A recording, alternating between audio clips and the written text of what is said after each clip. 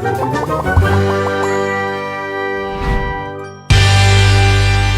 Stories की दुनिया। Gas cylinder में पैसों की चोरी। एक वक्त का किस्सा है। सुल्तानपुर गांव में एक गैस सिलेंडर का बहुत बड़ा गोदाम था, जिसमें बहुत सारे लोग गैस की डिलीवरी का काम करते थे। उन मुलाजमों में एक लड़का बिट्टू भी था। वो गैस सिलेंडर को दूसरे गांव में लोगों के घरों में ले जाता और गैस सप्लाई करता था। वो दिन भर मेहनत करता और शाम में अपने मालिक से तनख्वाह वसूल करता और खुशी खुशी घर जाता। उसकी जिंदगी बहुत अच्छी गुजर रही थी। फिर एक दिन उस गांव के बहुत बड़े चोरों की नजर उस पर पड़ जाती है। मीठे, अपनी परेशानी तो दिन ब दिन बढ़ती जा रही है। इस तरह तो हमारे सारे नकली पैसों को जंग लग जाएगा। सोचो सोचो, ये पैसे दूसरे गांव में कैसे पहुंचाए जाएं? चोरों का सरदार अभी कह ही रहा होता है कि बिट्टू उस जगह से गुजरता है। बिट्टू को देखकर मीठे के जहन में एक बहुत अच्छा आइडिया आता है। लंगड़ बगड़ियाल साहब, मेरे जहन में एक बहुत मस्त आइडिया आया है। हम नकली नोटों को एक बहुत नायाब तरीके से दूसरे गांव में पहुंचा सकते हैं। मीठे, वो कौन सा तरीका है, जल्दी बताओ, मुझसे इंतजार नहीं हो रहा। बगड़ियाल साहब, साथ वाले गांव में गैस सिलेंडर का गोदाम है। हम नकली पैसों को उन सिलेंडर के अंदर भरकर दूसरे गांव में ले जाएंगे। अरे वाह बगड़ियाल साहब, क्या जबरदस्त आइडिया दिया है मीठे ने। इस तरह तो अपना काम आसानी से हो जाएगा। हाँ हाँ मीठे, मुझे तुम्हारा आइडिया बहुत पसंद आया है। अब तुम उस गोदाम में नौकरी करोगे, फिर हम उन गैस के सिलेंडर के अंदर पैसे भरकर अपना काम करेंगे। लेकिन बगड़ियाल साहब, वो गोदाम वाला तो सिर्फ गरीब लड़कों को नौकरियां देता है, अमीरों को नहीं देता। मुझसे बड़ा गरीब और कौन होगा। ऐसी एक्टिंग करूँगा कि वो मुझे नौकरी पर रखने पर मजबूर हो जाएगा। फिर अगले ही दिन मीठा नौकरी लेने उस गोदाम में चला जाता है और मालिक को आकर कहता है, सर जी, मुझे गैस सिलेंडर की डिलीवरी की नौकरी चाहिए। मैं आपके पास काम करना चाहता हूँ। अरे भाई, जाओ जाकर अपना काम करो। तुम तो शक्ल से खाते पीते घर के लग रहे हो। मैं तो सिर्फ गरीबों को नौकरी पर रखता हूँ। सर जी, मेरे खूबसूरत और हसीन और जमील चेहरे पर न जाएं। इस हसीन चेहरे के पीछे गरीबी के तूफान छुपे हुए हैं। क्या तूफान छुपे हैं, जरा मुझे भी तो पता चले। सर जी, मेरे फेफड़ों के अंदर मिट्टी की गोल गोल गोलियां हैं। जब मैं सांस लेता हूँ तो मुझे उन गोलियों की बोलियां सुनाई देती हैं कि मीठे हुस्न के अजीम शाहकार, हमें बाहर निकालो। तो बेटा, तू इन्हें बाहर निकलवा कर पासे मार। सर जी, बाहर तो तब निकालूं जब मेरे पास ऑपरेशन करवाने के पैसे हों। तभी तो मैं आपके पास नौकरी मांगने आया हूँ, ताकि मैं अपने फेफड़ों का ऑपरेशन करवा सकूं। बेटा, तू तो बहुत मुस्तहिक इंसान है। तू कल से मेरे पास नौकरी पर आ जा। मीठा ये सुनकर बहुत खुश हो जाता है और अपने सेठ को आकर बताता है, सेठ साहब, अपना काम बन गया है। मुझे उसके पास नौकरी मिल गई है। अरे उस गैस सिलेंडर वाले ने तुझे कैसे नौकरी दे दी? वो तो एक नंबर का खड़ूस है।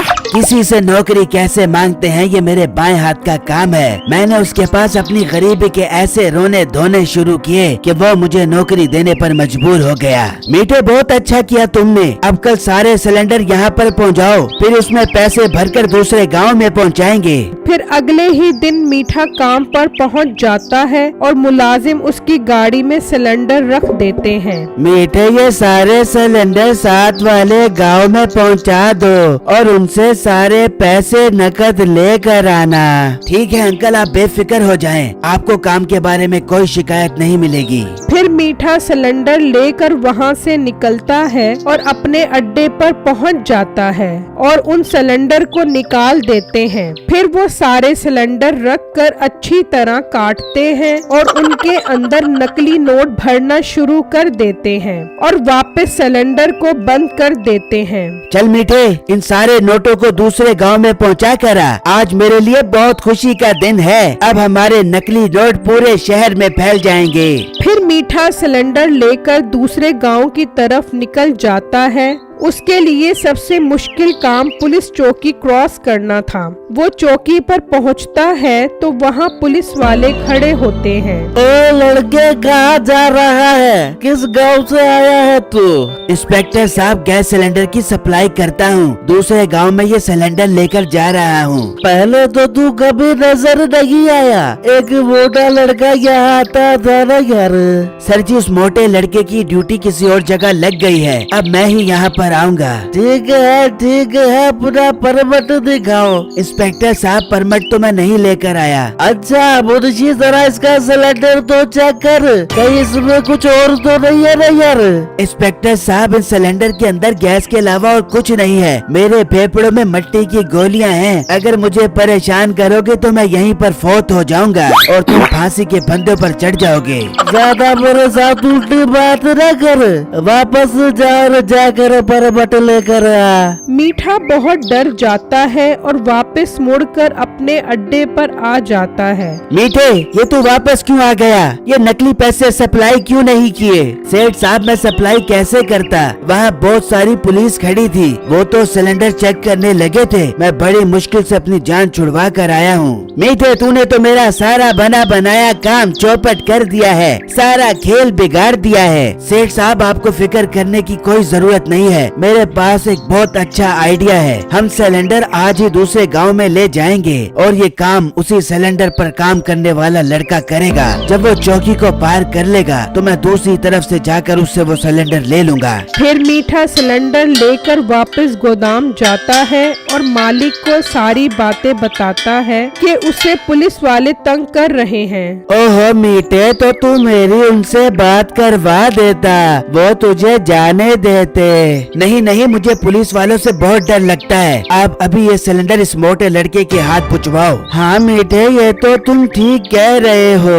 और बिट्टू, जाओ ये सिलेंडर दूसरे गांव में जाकर दे आओ। इस मीठे को तो उस पुलिस वालों से डर लग रहा है। पर सर जी, अभी तो शाम होने वाली है। मैं कल जाकर ये सिलेंडर वहाँ दे आऊंगा। ओ मोटे, तू पागल तो नहीं हो गया? आज का काम कल पर नहीं छोड़ना चाहिए। मेरी अम्मी जान मुझे रात को लोरी देते हुए कहती थी कि आज का काम कल पर छोड़ोगे तो फिर कल कभी नहीं आएगी। नहीं मीठे, बिट्टू ठीक कह रहा है। ये कल ये सिलेंडर ले जाएगा। अब तुम घर जाओ और लड़कों ये सिलेंडर वापस उतार दो।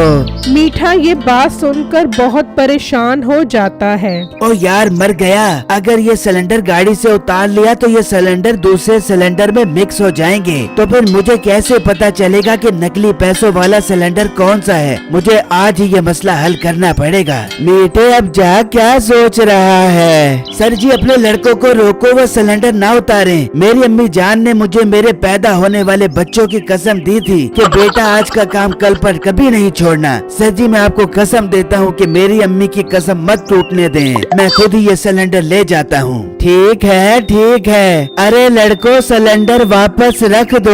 और बेटो, तुम भी जाओ, जाकर ये सिलेंडर वापस गाड़ी में रखवाओ। अच्छा सर जी, अभी वापस रखकर आता हूँ। मीठा मालिक से बात करने लग जाता है और बिट्टू सिलेंडर रखने के लिए चला जाता है। फिर बिट्टू सिलेंडर को जैसे ही उठाता है तो वो खुल जाता है और अंदर से पैसे नजर आने लगते हैं। ओए तेरी खैर, ये तो पैसों से बड़ा सिलेंडर है। मतलब मीठा इस सिलेंडर के अंदर स्मगलिंग का काम कर रहा है। बिट्टू सिलेंडर को वापस बंद कर देता है और सेठ साहब के पास आता है। सर जी, मुझे बहुत जोर की पोटी आ रही है। मैं अभी पोटी करके आता हूँ। ओए होए मोटे, तू तो बड़ा गंदा लड़का है। जा भाई जा, कहीं पजामे में पोटी करके पजामा ही ना खराब कर दी। पजामा तो बेटा मैं तेरा गंदा करूँगा कि तू पजामा सिलवा भी नहीं सकेगा और नहा भी नहीं सकेगा। फिर बिट्टू अपनी गाड़ी पर बैठकर जाने लगता है। बेटो पैदल जा, गाड़ी पर क्यों जा रहा है? सर जी, मुझे जाने दो, बहुत जोर का प्रेशर पड़ रहा है। पैदल जाऊंगा तो पखाना पजामे में निकल जाएगा।